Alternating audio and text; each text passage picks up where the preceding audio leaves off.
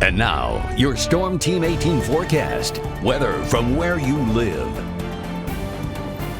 All right, Chief Meteorologist Chad Evans, he made this map yesterday kind of showing some of the totals that he received throughout the evening. This was by 10 o'clock last night. Some ranged from about 7 inches in northern Miami County and then down to 3 inches in Attica, Covington. So I was getting messages from family members, even a lot of friends on social media asking, well, we're going to see a lot more snow. Well, what happened? Well, obviously, this was a very wet snow. Temperatures were right at freezing and sometimes even got above freezing. Very hard to forecast for those minor temperature differences. The ground surface temperatures were right near freezing as well, so there was a lot of melting that occurred. So it really depended on when you measured that snow and how many measurements you took throughout the day to give you a more accurate total. Usually you have a whiteboard outside that's been kind of acclimated to the temperature that's outside.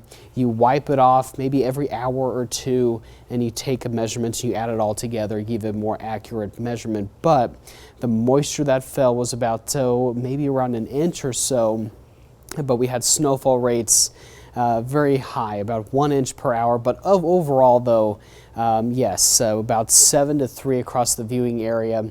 But yeah, it's just one of those systems where we had a lot of high moisture with it, and a lot of it just compacted, melted, and that's why we saw such a high range of totals across the viewing area. But regardless, moving forward though, we are seeing temperatures below freezing for the entire viewing area. 29 Lafayette, Fowler 27 Attica, and will likely remain near freezing and below that for the much of today. So there may be a couple slick spots out there. 32 Logansport, 30 in Galveston, as that low pressure that gave us the snow yesterday departs the region. That's going to wrap around those snow showers and bring in that cooler air, and a little clipper will start to move in for tomorrow. That may give us another quick little half an inch or so of snow for tomorrow afternoon, maybe a few areas of mixed precipitation as well. Area-wide though, seeing a lot of flurries scattered across the viewing area. Really nothing too hard hitting. This may put down a little coating throughout the day on some localized spots, especially untreated roadways, grassy areas, your windshield, but really nothing widespread is like what we saw yesterday for sure.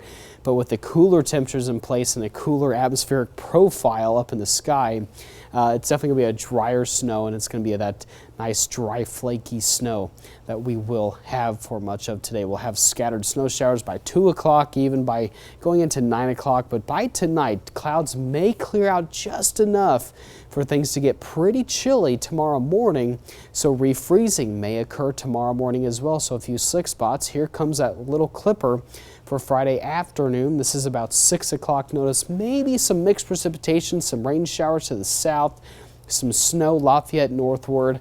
Again, nothing too hard hitting, may cause for a few slick spots for Friday throughout the afternoon and into Saturday morning. Today, scattered flurries. It'll be a little blustery out. Temperatures kind of falling into the 20s pretty much all day.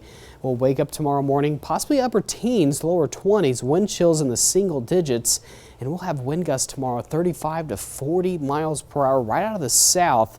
That's what's going to give us that chance for that precipitation and the chance for that mixed precipitation by 5 o'clock tomorrow. So the weekend, we are going to be tracking another system that may bring in some snow ice, maybe some snow to the north, some rain to the south, and then changing over to all snow likely here by Sunday. Doesn't look like a whole lot of snow with this, but something that we will continue to monitor as things will likely change in the coming days with this system, because temperatures, again, will be very important as we move ahead in the forecast for the upcoming weekend.